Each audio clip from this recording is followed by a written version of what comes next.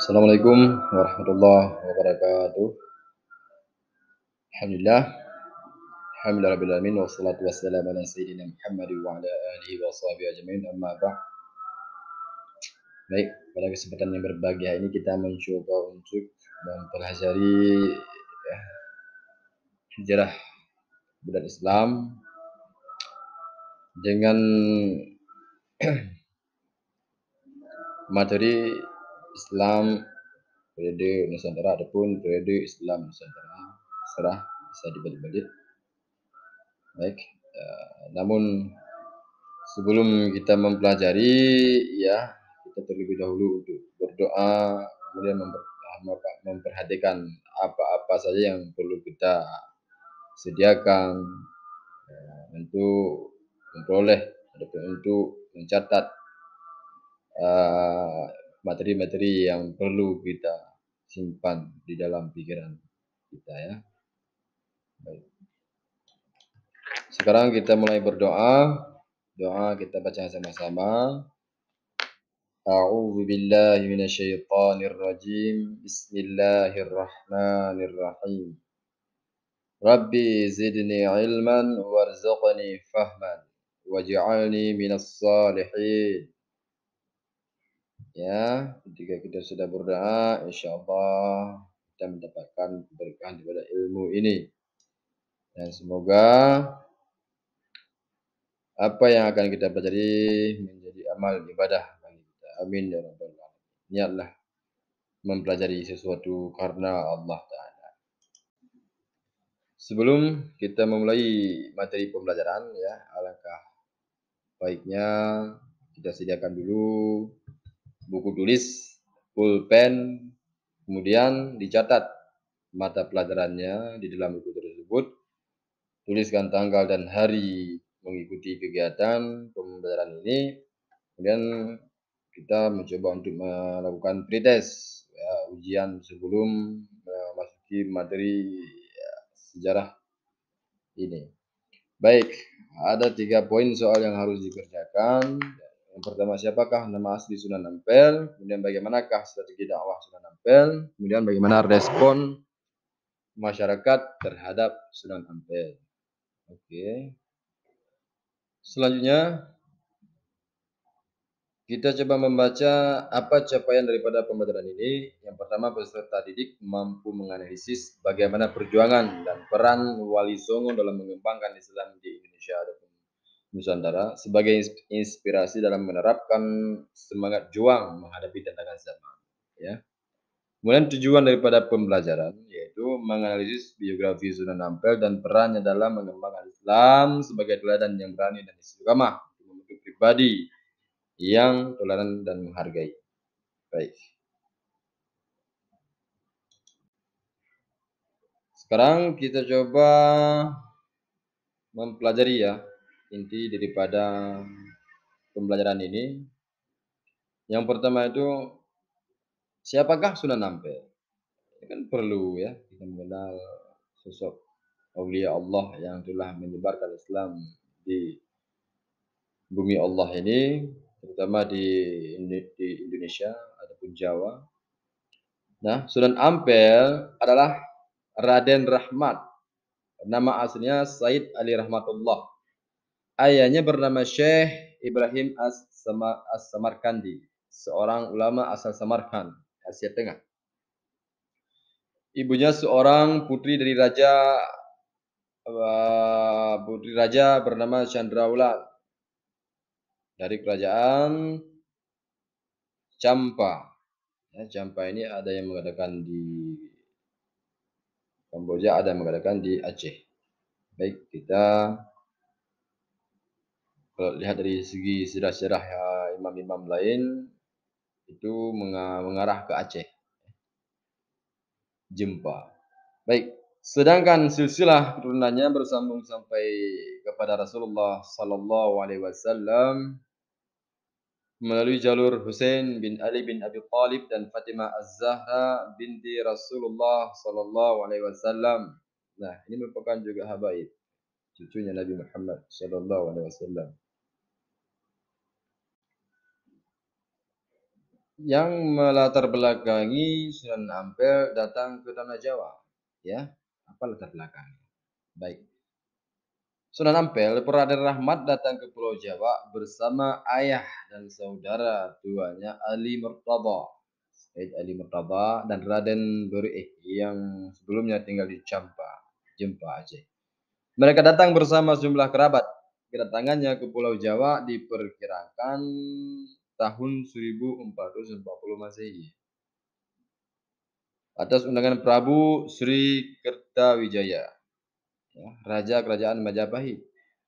Apa tujuannya? Apa tujuan undangan tersebut? Yaitu untuk memperbaiki perilaku masyarakat Majapahit yang konon saat itu mengalami kemunduran dan kemerosotan akhlak ataupun moral perilaku. Ya. Kemudian setelah beberapa lama Raden Rahmat menikah dengan Nyai Ageng Manila, Putri Tumenggung Arya Teja, Bupati Tuban yang juga cucu Arya Lembu Sura, Raja Surabaya Muslim. Dari pernikahannya lahir anak dan cucu yang menjadi generasi penerus dakwahnya dalam menyebarkan Islam. Begitu pula hubungan kekerabatannya dengan penguasa Surabaya.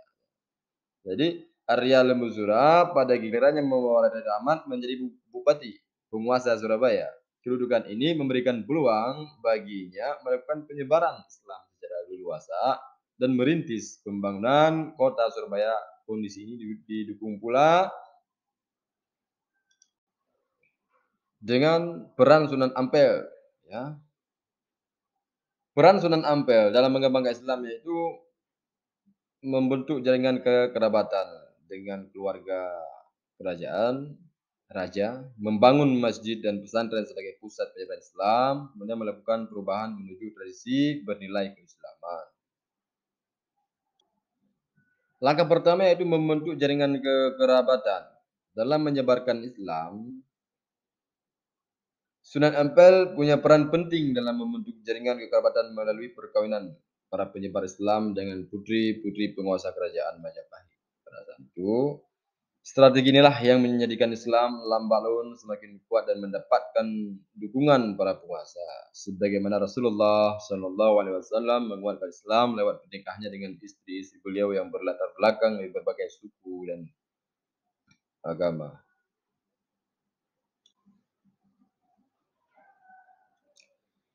Di antara penyair Islam yang punya hubungan kekerabatan dengan penguasa Majapahit diantaranya yaitu Raden Rahmat menikahkan Raden Husin dengan Putri Arya Baribin Adipati Madura. Kemudian Syekh Waliul Islam menikah dengan Putri Ratno Sambodi anak penguasa Pasuruan.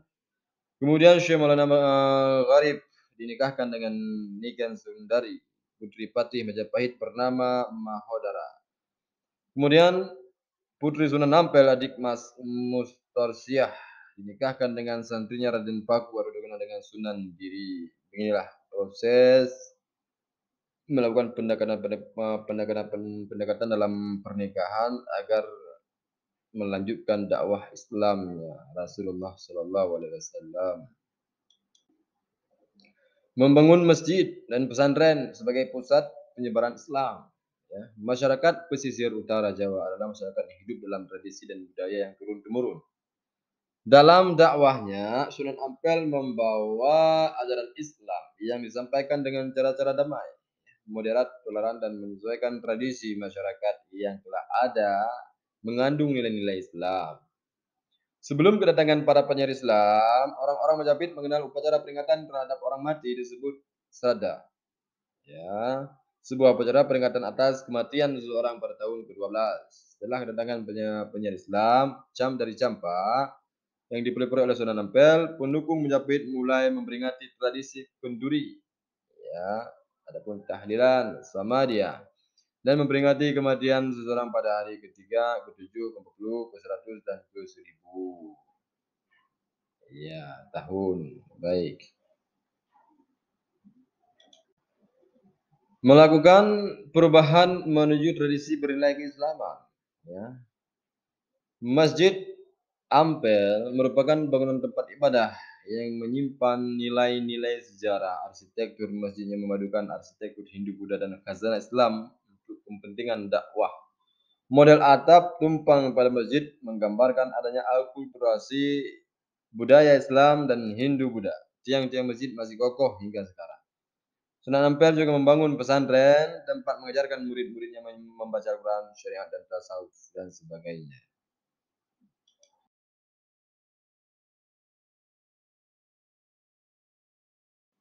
Nah, setelah kita mempelajari beberapa informasi di belakang, ya, terkait dengan biografi perannya Sunan Ampel, perilaku, dan strategi dakwahnya, maka kita sekarang mencoba untuk mengukur, ya, melakukan asesmen materi yang kita pelajari ini, yang bisa juga dikatakan dengan post test, ya, dikerjakan di buku yang sudah disediakan tadi. Ini diharapkan untuk tidak melihat jawaban ke media lainnya, ataupun ke server lainnya, ataupun ke referensi-referensi lainnya seperti Google, buku, dan sebagainya. Kita coba fokus untuk menguatkan ingatan kita, ya, dalam hal belajar.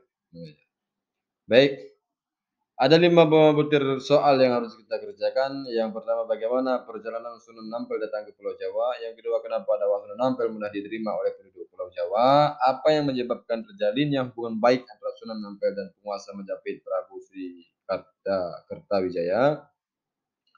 Kemudian bagaimana peran penting Sunan Ampel dalam mengembangkan Islam di Indonesia? Jelaskan, ya. Apa yang kamu pahami tentang dakwah dengan cara yang santun dan damai? Baik.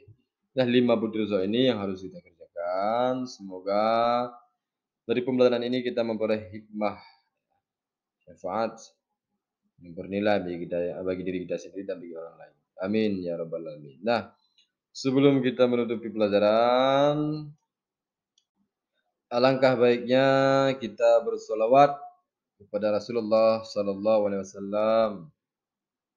Ya, selawat kita mulai. Semua kita bersolawat secara bersama-sama. Sallallahu ala Muhammad. Sallallahu alaihi wasallam. Sallallahu ala Muhammad. Sallallahu alaihi wasallam. Sallallahu ala Muhammad. Sallallahu alaihi wasallam. Sallallahu ala Muhammad. Ya Rabbi salli alaihi wasallim. Amin ya rabbal alamin. Baik. Dengan berakhirnya pembelajaran ini maka berakhirlah materi yang saya sampaikan ini. Wabillahi taufiq wal hidayah. Wassalamualaikum warahmatullahi wabarakatuh. Baik, yang belum subscribe channel ini. Kemudian nanti ada materi-materi pembelajaran yang saya upload untuk kedepannya, maka teman-teman bisa membacanya. Baik, terima kasih.